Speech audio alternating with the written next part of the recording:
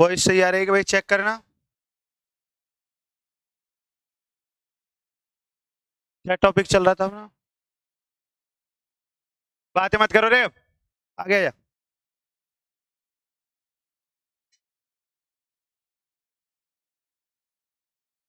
Check करो, अपन ने rotational frame of reference के लिए कोऑर्डिनेट ट्रांसफॉर्मेशन इक्वेशन निकाल ली थी। घूर्णी निर्देश तंत्र के लिए रूपांतरण समीकरण निकाल ली थी अपन ने।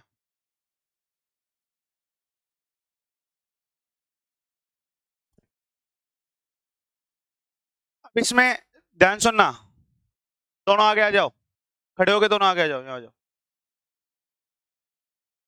इधर आ, यहाँ जा रे, यहाँ जा। पंचायत करेगा वहां बैठ के, यहाँ जा, इधर बैठ।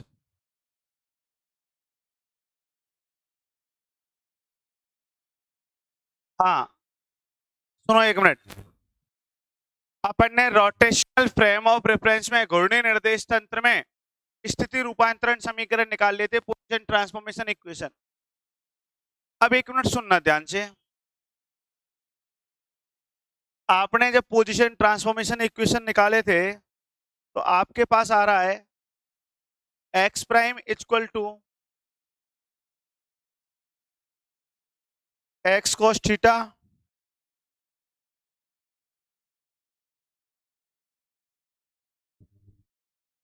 वाई साइन थीटा, और थीटा के स्थान पे आपने ओमेगा टी पुट किया था। चेक करना ये आ रहा है क्या?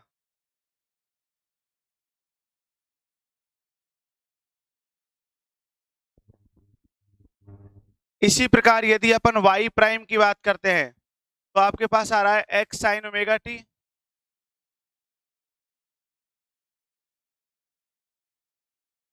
Cos omega T. एक बार आप चेक करो ये कोऑर्डिनेट आ रहे हैं क्या? कौन से फ्रेम ऑफ रेफरेंस के लिए? रोटेशनल फ्रेम ऑफ रेफरेंस के लिए। ठीक है, अब मैं आपसे क्वेश्चन करता हूं, ध्यान सुनना, समझने का प्रयास करना।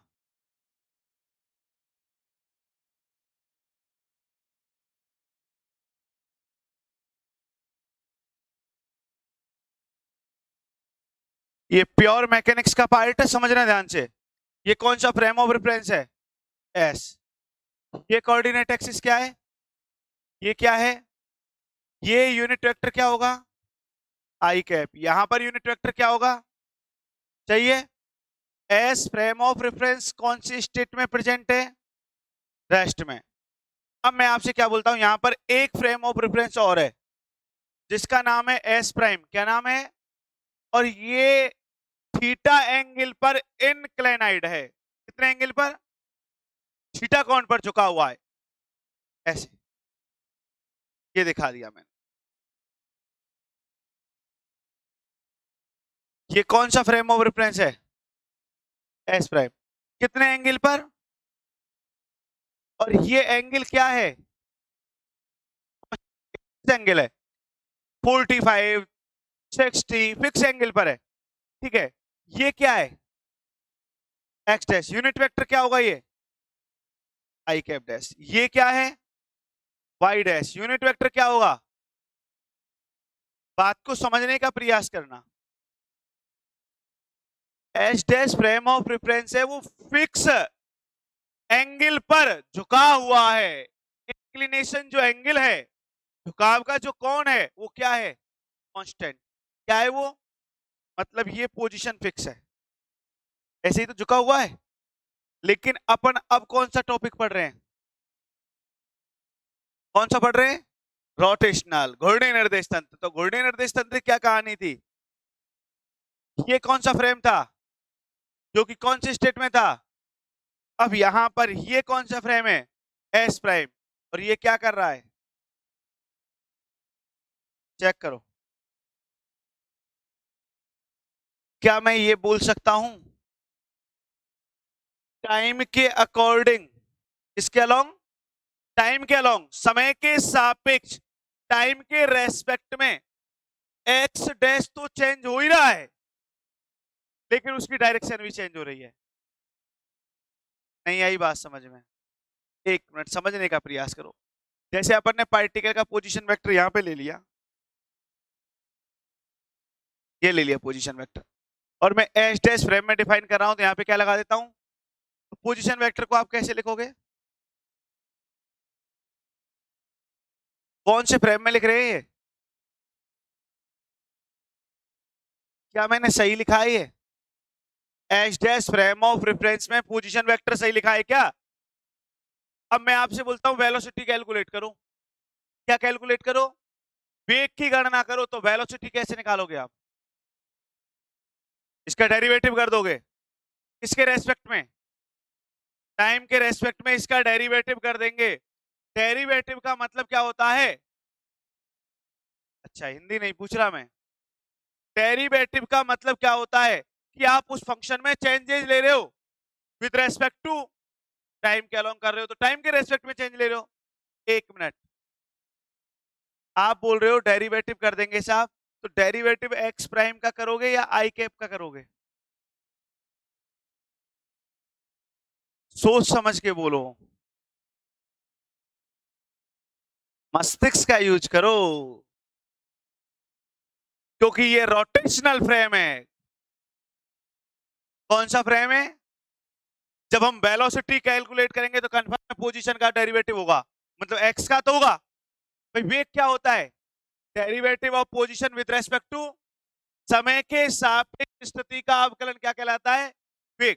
सही बोला है अपन ने बेटा, पोजीशन का डेरिवेटिव वेलोसिटी होता है, तो एक्स का डेरिवेटिव तो होगा ही, क्योंकि एक्स क्या है पोजीशन, तो इसका एक्स डैश का डेरिवेटिव तो होता है, होगा ही, लेकिन यहां पर आई कैप का भी डेरिवेटिव होगा। क्यों होगा, क्योंकि टाइम के रेस्पेक्ट में यदि आई कैप डैश को देखें तो वो चेंज हो रहा है, समय के साथ परिवर्तित हो रहा है, चेक कर लो आई कैप डैश को, तो यहां पर कितने फंक्शन का डेरिवेटिव होगा। आपने क्या हेडिंग डाल रखी थी, क्या पढ़ रहे थे आप, coordinate transformation equation for rotational frame of घूर्णी निर्देश तंत्र के लिए पढ़ रहे थे, और तुमने पोजीशन ट्रांसफॉर्मेशन इक्वेशन निकाल दी। अब यदि वेलोसिटी की बात करेंगे तो यहाँ पे यूनिट वेक्टर का भी क्या होगा, डेरिवेटिव। समझ में आ गया, यूनिट वेक्टर का जो इकाई सदिश है आई कैप जे कैप के कैप, उनका अवकलन होगा। क्यों होगा उनका अवकलन, क्योंकि यहाँ पर क्या होते हैं, वो टाइम के अलोंग चेंज होते हैं, समय के सापेक्ष परिवर्तित होते हैं। तो इस टॉपिक का अध्ययन अब आप चैप्टर नंबर 3 में करेंगे। कौन से चैप्टर में करेंगे, 3। समझ में आ गया, तो घूर्णी रूपांतरण समीकरण यहां तक तो चैप्टर 1 में है, और अवकलन किस में करेंगे, 3rd चैप्टर में। वेलोसिटी कहां पे कैलकुलेट करेंगे, 3rd चैप्टर में।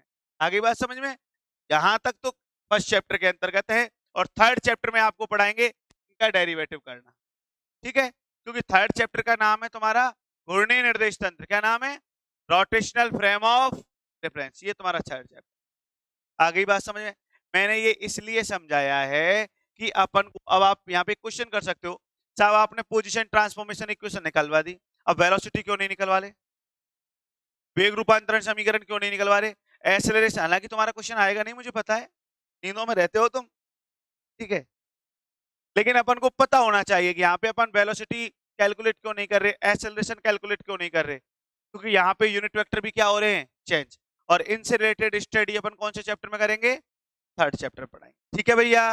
चलो अब आगे चलते हैं, लिखो नेक्स्ट टॉपिक, एग्जाम की दृष्टि से वेरी वेरी मोस्ट टॉपिक है, ध्यान से पढ़ने की कोशिश करना। देखो, टक्कर के लिए आवश्यक शर्त डालो heading, necessary condition for collision, necessary condition for collision, टक्कर के लिए आवश्यक प्रतिबंध लिखोगे, शर्त लिखोगे हिंदी में, जो तुम्हारी इच्छा एक ही बात होती है, नेसेसरी कंडीशन फॉर कॉलिजन, टक्कर के लिए आवश्यक शर्त या प्रतिबंध एक ही बात है, अल्टीमेट समझ में आएगा फर्स्ट डे तब भी, ठीक है। फर्स्ट डे का मतलब यदि क्लासेज आपने नहीं लिए तो भी समझ में आएगा, बस समझने का प्रयास करना, और एक जागृत अवस्था में रहना, नींदों में बैठे हुए हैं, है ना, इधर देख, अपन पढ़ रहे हैं टक्कर के लिए आवश्यक शर्त। अब ध्यान सुनना, यहां से क्वेश्चन आने के चांस होते हैं, वेरी वेरी मोस्ट लगाओ टॉपिक के ऊपर। लिख दो।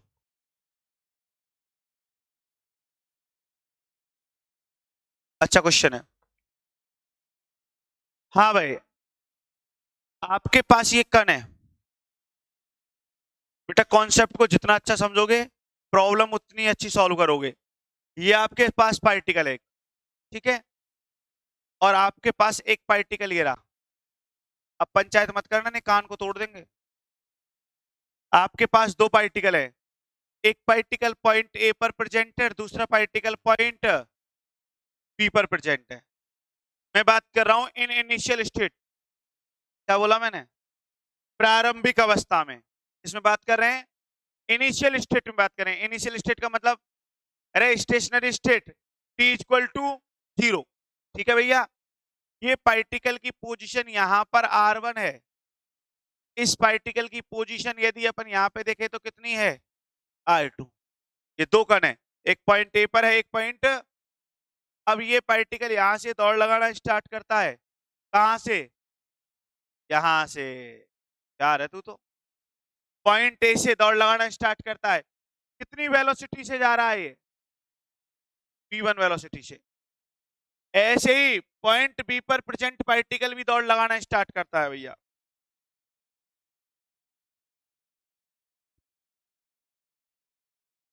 हाँ भाई, यहां जो पार्टिकल बैठा हुआ है ये भी, ये कितनी वेलोसिटी से आ रहा है? अपन ने मान लिया ये दोनों पार्टिकल यहां पर आकर, हाँ होशियार है तू, पैदाइशी है क्या होशियार? आफ्टर टी टाइम, कितने समय पर? अरे टी समय पश्चात दोनों टकरा जाते हैं। ये कॉलिजन स्टेट है। कौन सी स्टेट है? टक्कर वाली अवस्था है। ये ए पार्टिकल भाग रहा है, ये बी पार्टिकल भाग रहा है, और दोनों इधर देखो बेटा, पॉइंट पी पर आकर टकरा जाते हैं। तो ये टक्कर वाली अवस्था है नहीं? अरे कोलिजन स्टेट है या नहीं? अरे ये बात समझ में? हाँ भाई, मैं आपसे पूछता हूं, पॉइंट ए पर जो पार्टिकल था उसने कितनी डिस्टेंस रीच करी? अप्रोच डिस्टेंस बताओ, कितनी डिस्टेंस तय करी?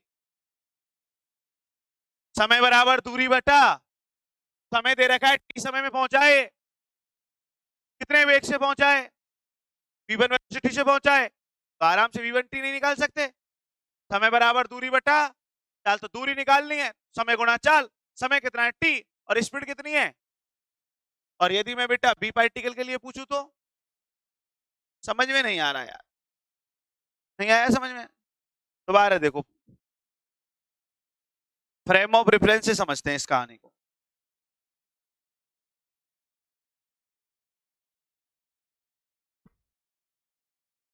पढ़ ले, कंपन अवस्था में है मूर्ख।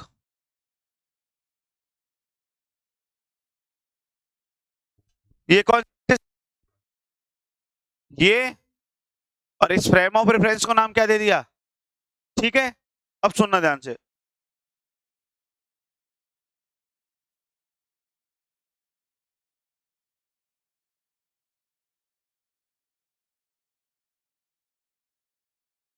कितने पार्टिकल है? एक ए पर है और एक, और यहां पर बैठा हुआ व्यक्ति दिख रहा है। यहाँ पे मान लो पिताजी बैठे हुए हैं, ये अब दोनों भैया हैं, ठीक है। हाँ भाई, ये ऑब्जर्व कर रहे हैं, आराम से प्रेक्षण ले रहे हैं। तो इसके लिए ऑब्जर्वेशन क्या होगा? ये हमने दे दिया r1 वेक्टर। अरे पोजीशन वेक्टर क्या होगा? r1, और इसके लिए r2। बताओ यहां तक समझ में आया नहीं आया? कितना क्लियर? ये अपना ओरिजिन पॉइंट है। अब ध्यान सुनना, यहां पर जाकर दोनों टकरा जाते हैं, इस पॉइंट पर जाकर दोनों टकरा जाते हैं। यहां से पॉइंट ए से पार्टिकल गया, कितनी वेलोसिटी से गया बोलना भाई? v1। पॉइंट बी से पार्टिकल गया, कितनी वेलोसिटी से गया? v2। कॉलिजन कौन से पॉइंट पर हुई? बी पॉइंट पर। तो मैं कॉलिजन के लिए, अरे इधर देखना, टी समय पश्चात पॉइंट पी पर पहुंच गए, दोनों टकरा गए पॉइंट पी पर। तो मैं आपसे ये पूछ रहा हूं, ये टक्कर हो रही है, इसका पोजीशन वेक्टर बताओ, टक्कर का पोजीशन वेक्टर बताओ क्या होगा। ये होगा नहीं होगा, अरे होगा नहीं होगा। अब मैं आपसे ये पूछ रहा हूं, ये R1 है या R2 है? R1 है या R2 है? सर R1 से भी डिनोट कर सकते हो, और यदि फर्स्ट पार्टिकल के लिए लिखो तो R1 और सेकंड पार्टिकल के लिए लिखो तो, लेकिन ये दोनों को देखो तो ध्यान से ये एक ही है। जहां कॉलिजन हो रही है, टक्कर हो रही है, उसके लिए पोजीशन वेक्टर एक ही तो है। नहीं आई बात समझ में? तो टक्कर के लिए एक नियम माइंड में सेट कर लो। इस प्रकार का क्वेश्चन कॉलेज लेक्चरर में पूछा गया है। ये क्या, टक्कर के लिए आवश्यक प्रतिबंध क्या है? एक तो टक्कर की जो अवस्था है, कौन सी अवस्था? Collision state. कौन सी स्टेट? कहां है? Point P. उसके लिए दोनों पार्टिकल के पोजीशन वेक्टर सेम होते हैं, चेक कर लो, होते ही नहीं होते। और दूसरी कंडीशन, टाइम सेम होता है। T1 T2 नहीं है टाइम, टाइम क्या है? T। बताओ समझ में आया नहीं आया? तो टक्कर के लिए क्या प्रतिबंध समझ में आ गया आपके? एक तो टक्कर वाली अवस्था में दोनों कणों के स्थिति सदिश क्या होते हैं? कोलिजन स्टेट में दोनों पार्टिकल के पोजीशन वेक्टर क्या होंगे? सेम। और दूसरा पॉइंट, टाइम क्या होगा? सेम। चेक कर लो। ये डायग्राम मैंने फ्रेम ऑफ समझाया है, बताओ समझ में आया नहीं आया? सर क्यों समझाया है फ्रेम ऑफ रेफरेंस में? तुम देखो यहाँ पे, इसको सॉल्व करना बड़ा इजी हो गया। ट्रायंगल बन गए, वेक्टर एडिशन लॉ लगा दोगे, दो त्रिभुज बन रहे हैं। ध्यान से देखो तो, एक तो वो बन रहे क्या? देखना, ओ ए पी, और दूसरा ओ बी पी। तो यहां से यदि अपन इसमें इधर देखो, जोड़वा की गुणा भाग करते हैं, बताना कौन सा त्रिभुज है in triangle O A P? त्रिभुज ओ ए पी में फ्रॉम वेक्टर एडिशन लॉ लगाएं, बताओ क्या आएगा? हेड से हेड कनेक्ट कहां हो रहा है? ये हो रहा। तो ओपी वेक्टर इक्वल टू बोल है, ओ ए प्लस है, ओपी कितना है? R1 लिख सकते हैं, ओ ए ये छोटा डाउन है ना, एपी गलत, डिस्टेंस बना मूर्खो, वेलोसिटी को डिस्टेंस बनानी पड़ेगी ना। नींदों में रहते हो तुम यार। एक क्लास की तरह फॉर्मूला ले, टाइम बराबर क्या होता है?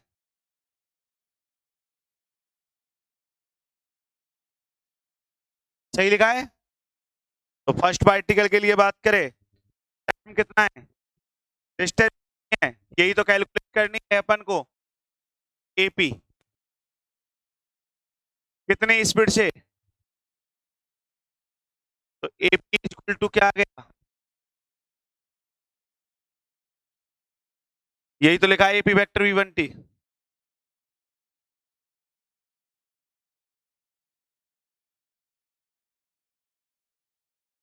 सेकंड पॉइंट, कौन सा त्रिभुज है? लगाओ वेक्टर एडिशन लो, बोलो। ओपी, ओबी, सोच समझ के बोलना। ओपी क्या है?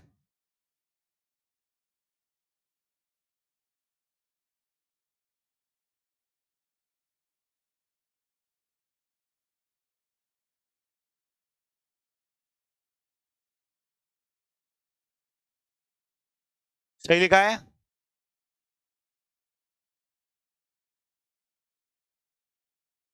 तो क्या बोल रहे हैं, ध्यान सुनना। ये लाइन क्या लिखी है, इस लाइन को ध्यान समझना। टक्कर के लिए आवश्यक प्रतिबंध, टक्कर तभी होगी जब R1 इक्वल टू क्या हो? R1 इक्वल टू क्या हो? और टाइम T इक्वल टू क्या हो, और R1 इक्वल टू यदि R2 है तो समीकरण 1 और 2 क्या कह रहे हैं बताओ। From equation first and second क्या लिख देंगे, R1 V1T R2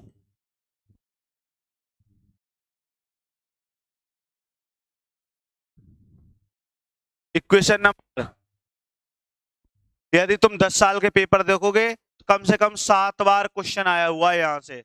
कैसे आता है, तुम ध्यान से देखो, यहां पर 5 वेरिएबल है, R1 R2 V1 दिख रहे हैं क्या इसमें इक्वेशन में। इक्वेशन थर्ड में देखो R1 R2 V1 और एक T और है, कितने वेरिएबल हैं। आपको कोई भी 4 वेरिएबल देता है और एक वेरिएबल पूछ लेता है, उसको और दे दे तो बढ़िया रहता, फिर निकालते क्या मूर्खो। हाँ भाई बताओ, आराम से कैलकुलेट कर सकते हो नहीं कर सकते, इस प्रकार क्वेश्चन आता है। कई बार इसमें वो जोड़ बाकी गुणा भाग और कर देता है। कैसे कर देता है सुन ले, ऐसा आया हुआ क्वेश्चन है, देखना क्या कर देता है, ध्यान समझने का प्रयास करना। ये R2 का मैंने ट्रांसफर इधर किया, क्या आएगा बोलना, R1 माइनस, उल्टे सीधे सब प्रकार के प्रश्न बताएंगे कैसे आता है, मस्तिष्क का हाथ मत लगाए, सुन ले, लोकसभा में नहीं आया मूर्ख। ये ट्रांसफर इधर कर दिया, बता क्या लिखेंगे रे कामवासी, ये सही लिखा है क्या। मैं अब आपसे क्या बोल रहा हूं ध्यान से देखना, बोर्ड पर ध्यान होना चाहिए आपका। पहले तो ये बताओ, इसको मैं ऐसे लिख दूं क्या बढ़िया लगेगा ये,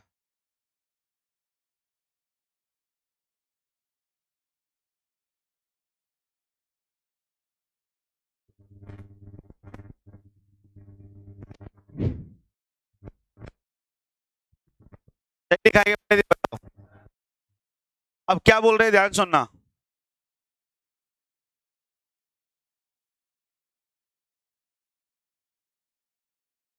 V1 माइनस V2 का बोथ साइड, क्या बोला, हाँ दोनों तरफ सदिश गुणनफल करने पर, क्रॉस प्रोडक्ट करने पर अपन V1 माइनस V2 का बोथ साइड क्रॉस प्रोडक्ट कर देते हैं।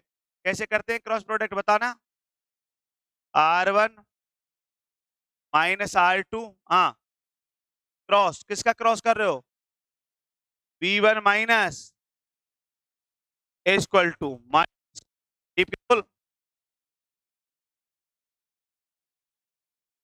क्रॉस, अरे थाना का जी, ये प्लस और गुणा कैसे आ रहे हैं, हाँ टी है ये, ध्यान रख लेना कहीं नींदों में रहे। अब इधर देखो, आपने पढ़ा है V1 माइनस V2 एक क्वांटिटी है, V1 माइनस V2 एक क्वांटिटी है, सेल्फ क्वांटिटी का क्रॉस प्रोडक्ट हो एक क्रॉस ए क्या होता है, अरे स्वयं का स्वयं से यदि सदिश गुणनफल हो 0 होता है। अब इसको मैं हिंदी में समझाऊं क्या, क्रॉस प्रोडक्ट में साइन थीटा आता है, क्या आता है, आता है ना साइन थीटा, और अपन जानते हैं स्वयं का स्वयं के साथ एंगल कितना होता है, और साइन 0 का मान क्या होता है, और 0 से जो टकराता है तो ये 0 नहीं हो जाएगा क्या, क्योंकि सेल्फ क्रॉस प्रोडक्ट है, कंफर्म। अब दो चार तो सोच रहे साहब 0 माइनस की आएगी, आर्यभट्ट ने भाई एक ही 0 दी थी, मेरे क्या नहीं हो।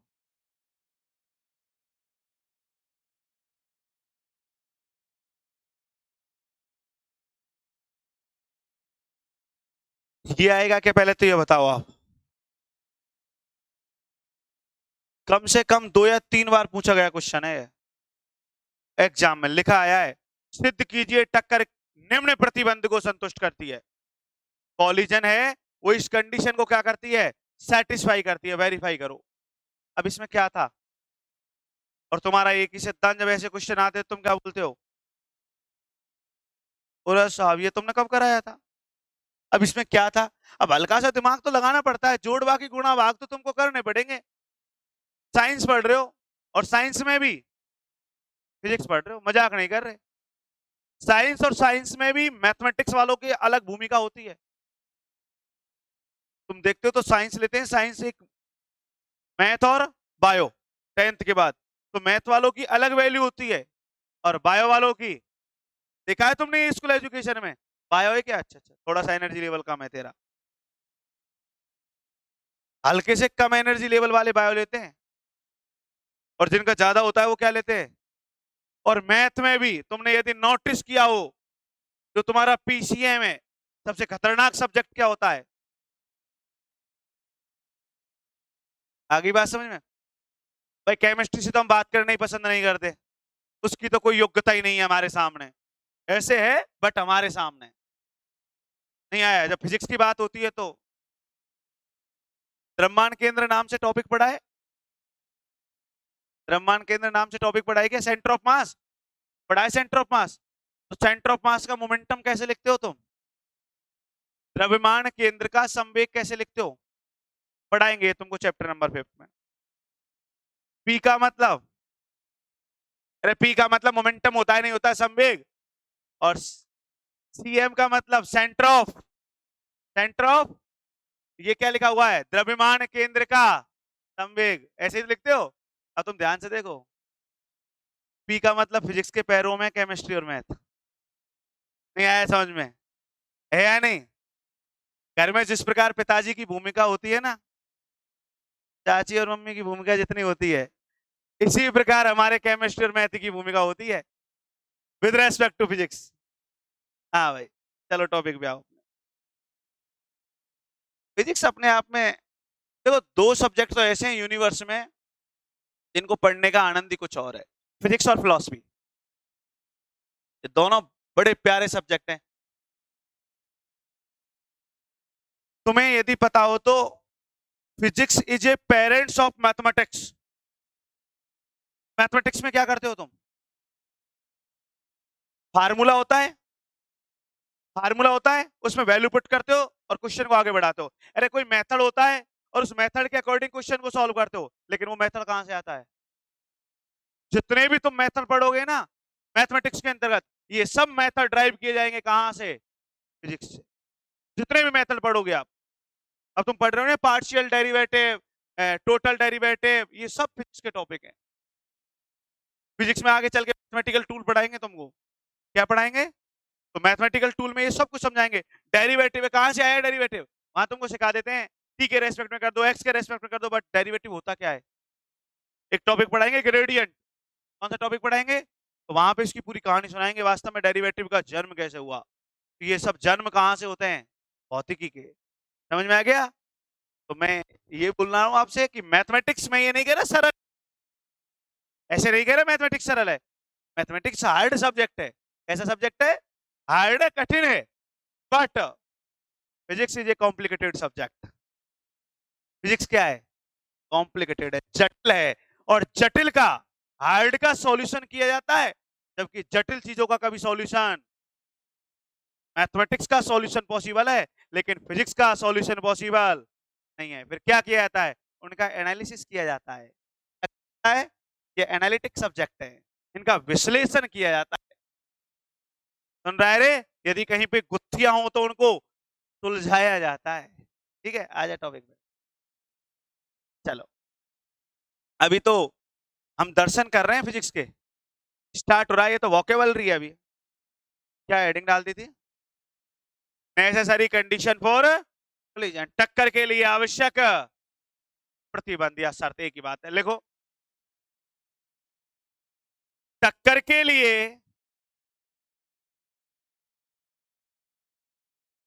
टक्कर के लिए यह आवश्यक है कि, टक्कर के लिए यह आवश्यक है कि कोलिजन स्टेट के पोजीशन वेक्टर, कोलिजन स्टेट के पोजीशन वेक्टर, टक्कर के लिए यह आवश्यक है कि टक्कर की अवस्था,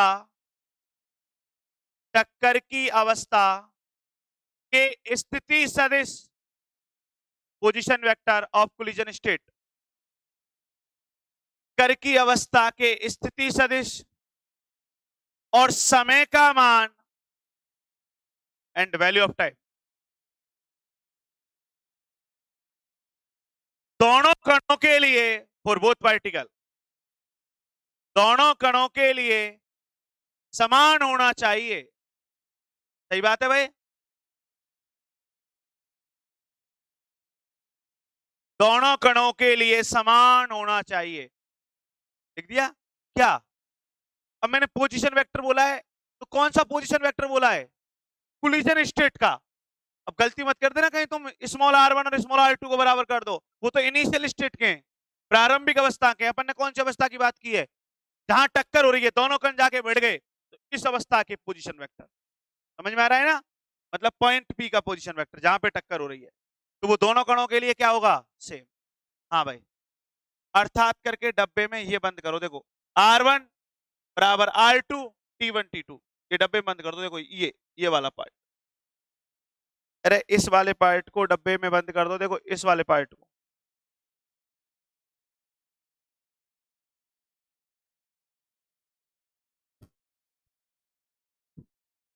केवल इस वाले पार्ट को डब्बे में बंद कर दो। कर दिया डब्बे में बंद। अब एक काम करो, पहले ये डायग्राम बनाओ, इसके बाद ये फ्रेम ऑफ रेफरेंस का डायग्राम बनाओ। केवल डायग्राम बनाओ, पहले ये, फिर फ्रेम ऑफ रेफरेंस का बनाइए डायग्राम। ये दोनों डायग्राम बने।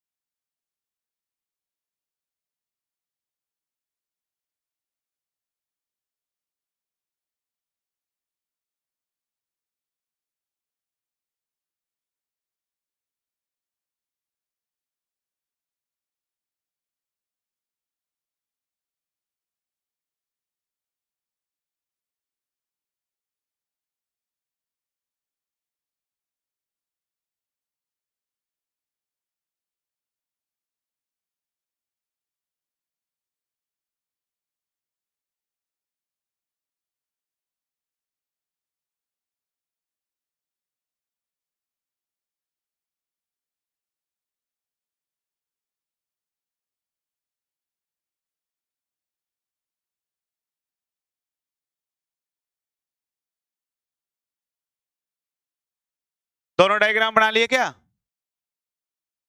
अब लिखो, इसमें कुछ लिखा देते हैं। r1 r2, जो स्मॉल r1 r2 इनके बारे में लिखा देते हैं। लिखो, जब मैं इनिशियल स्टेट बोलता हूं ना, या स्टेशनरी स्टेट बोलता हूं, तो ब्रैकेट में स्मॉल t बराबर 0 लिख लिया करो। ठीक है? इनिशियल स्टेट का मतलब स्मॉल t बराबर, लिखो, माना प्रारंभिक अवस्था में in initial state, in initial state, माना प्रारंभिक अवस्था में दोनों कणों के स्थिति सदिश पोजीशन वेक्टर, माना प्रारंभिक अवस्था में दोनों कणों के स्थिति सदिश, बताओ क्या है? स्मॉल r1 वेक्टर व स्मॉल r2 वेक्टर हैं। तो डाउन लिखना है रे। माना प्रारंभिक अवस्था में दोनों कणों के स्थिति सदिश स्मॉल r1 वेक्टर और स्मॉल r2 वेक्टर हैं। प्रथम कण v1 वेक्टर वेलोसिटी से मूविंग स्टेट में प्रेजेंट है। प्रथम कण velocity of first particle is v1 vector. प्रथम कण v1 वेक्टर वेग से गतिशील अवस्था में उपस्थित है तथा द्वितीय कण and velocity of second particle is v2 vector तथा द्वितीय कण v2 वेक्टर वेग से गतिशील अवस्था में उपस्थित है।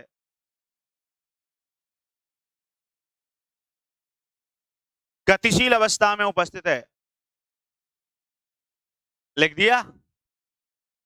After T time, small T समय पश्चात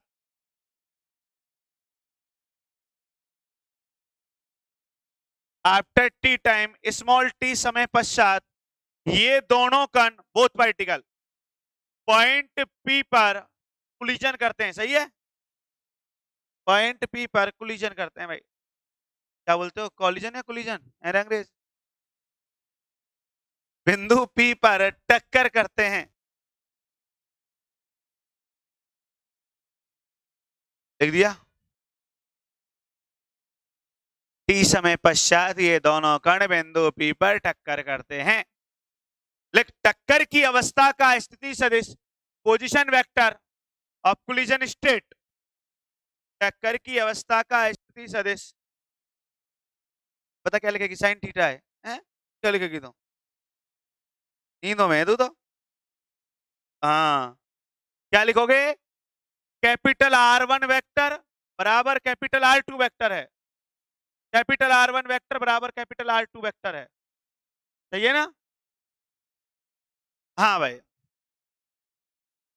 अब एक काम करो, ये फार्मूला लिखो, समय बराबर दूरी बटा चाल। लिखो time is equal to distance upon speed. Time is equal to distance upon speed. ये लिखो टी बराबर AP vector upon v1 vector. तो एपी वेक्टर बराबर, इसी प्रकार सिमिलरली अब तुम बताएंगे बीपी वेक्टर बराबर, इसी प्रकार बताओ सिमिलरली। पहले ये लिखो, ये लिख लिया क्या? लिख लिया ये। फिर लिखो सिमिलरली, इसी प्रकार। हाँ भाई साहब, लिख लिया आपने। बीपी वेक्टर बराबर क्या लिखोगे? v2t। और अब यहां से जोड़ बाकी गुणा भाग चालू करो। लिखो फर्स्ट पॉइंट करके, कहां से? फर्स्ट पॉइंट दो और लिखो इन ट्राइंगल ओएपी, त्रिभुज ओएपी में सदिश त्रिभुज नियम से फ्रॉम वेक्टर ट्राइंगल।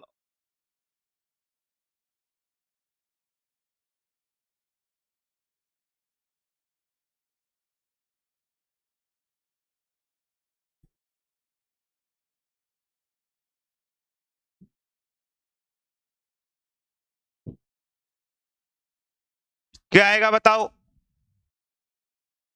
त्रिभुज ओएपी में सदिश त्रिभुज नियम से फ्रॉम वेक्टर एडिशन लॉ लगा दो और समीकरण 1 तक लिख दो।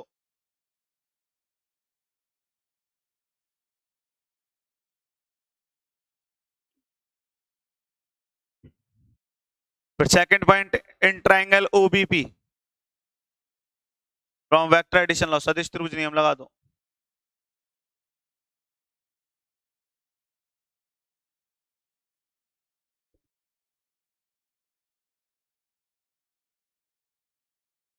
सदिश त्रिभुज नियम से।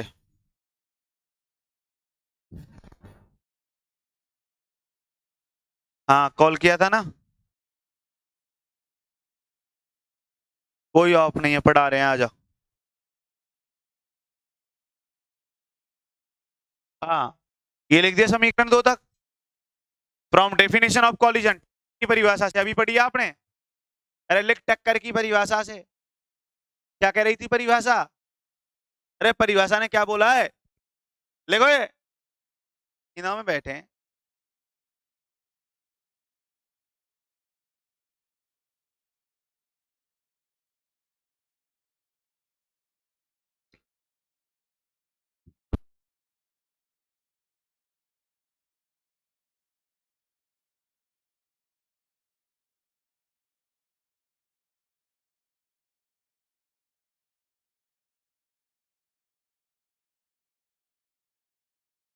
शानदार अल्टीमेट नोट्स बनाओ कलर्ड पेन से। यहां पे लिखो समीकरण 1 व 2 से, from equation first and second, समीकरण 1 व 2 से, और ये 3 लिख दो। नोट्स इतने खतरनाक बनने चाहिए, और ये फार्मूला आपके याद होना चाहिए। लगा दो MTR। ये फार्मूला आपके याद होना चाहिए, ठीक है।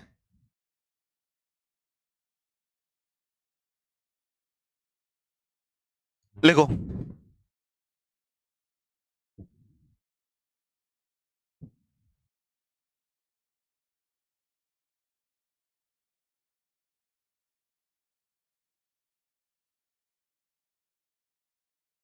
और अभी कोई छुट्टी वुट्टी की मत सोचना, सोमवार मंगलवार पढ़ाएंगे आराम से, बुधवार ही पढ़ाएंगे, आराम से पढ़ाएंगे, अभी कोई छुट्टी वुट्टी नहीं है।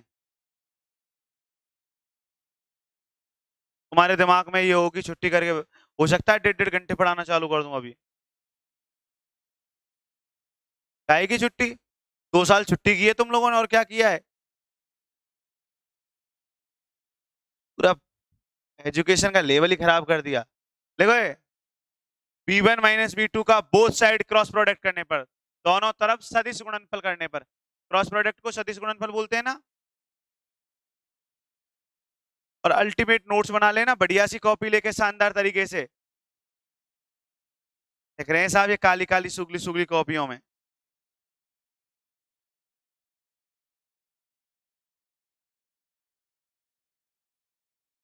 फिर नोट्स बनवाने का क्या फायदा हुआ? हम भी ऐसे ही बनवा दें, यहीं एक एक लाइन लिखवा रहे हैं साहब, इतनी खतरनाक लैंग्वेज का यूज करके।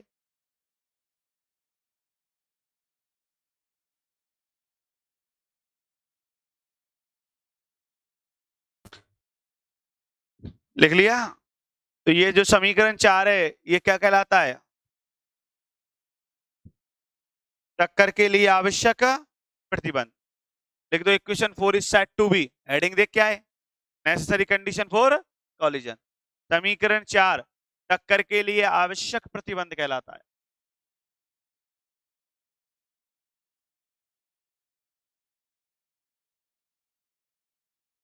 न्यूमेरिकल करवाऊं कि 1-2 करवा दें?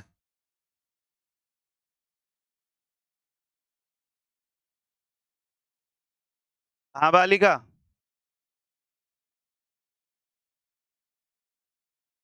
ठीक है।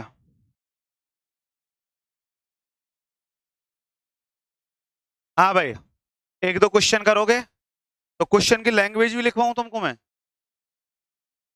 क्वेश्चन की language लिखवाऊं?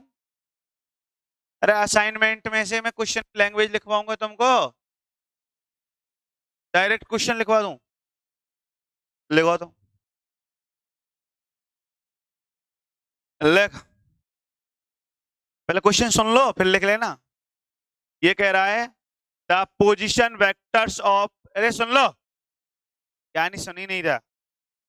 The position vectors of the two particles are, आपको 2 पार्टिकल के पोजीशन वेक्टर दे दिए, इन्हें stationary frame of reference at t बराबर 0। अरे आपको R1 R2 दे रखे हैं, ठीक है।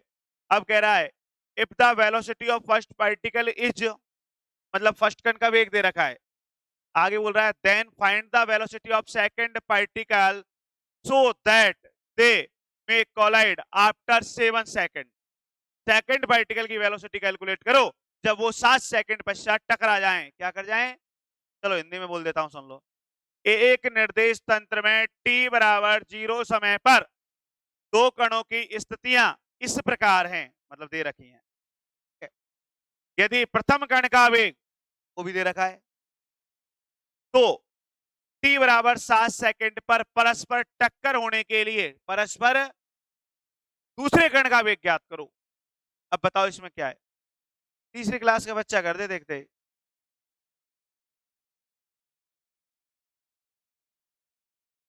एक काम करना, मैं ऐसे असाइनमेंट दे दूंगा तुमको, ठीक है, ऐसे असाइनमेंट दे दूंगा,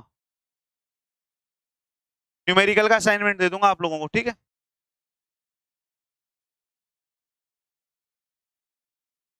अभी तो ऐसे लिखो, देखो क्वेश्चन फर्स्ट ऐसे लिख, और गिवन,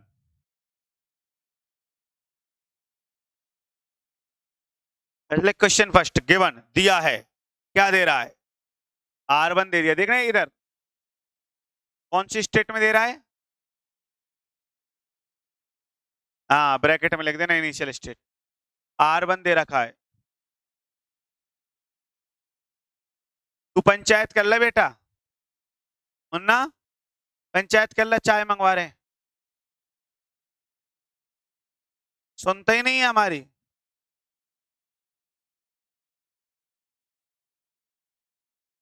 I2 दे रखा है,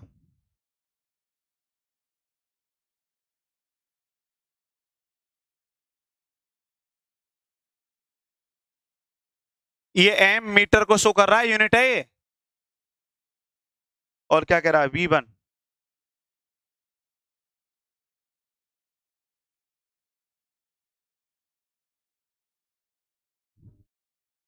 मीटर पर सेकेंड।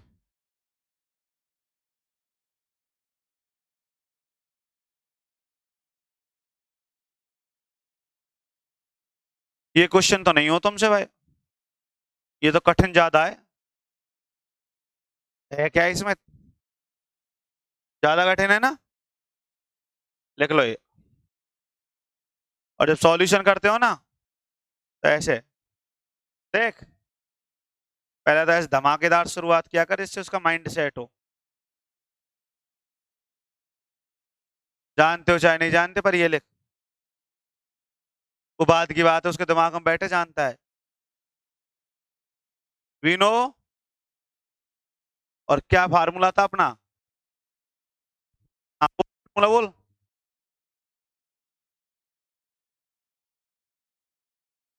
लिखना, हम जानते हैं कि टक्कर के आवश्यक प्रतिबंध से, लिख ले नेसेसरी कंडीशन फॉर कोलिजन। अब देखो R2 का ट्रांसफर इधर कर लो, इसको सॉल्व करते हो तो कैसे सॉल्व करेंगे, R1 minus R2 plus V1 T is equal to V2 T।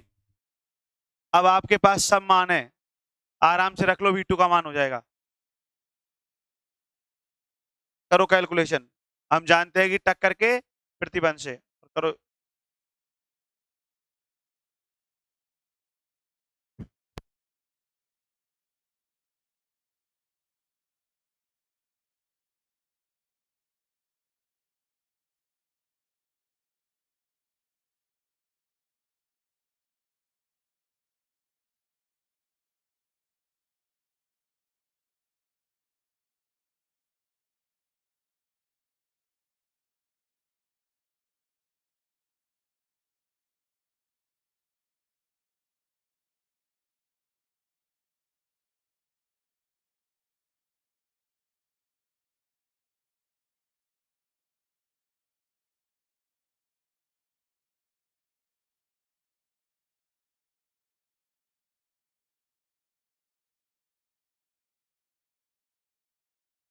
कर लिया नोट भाई,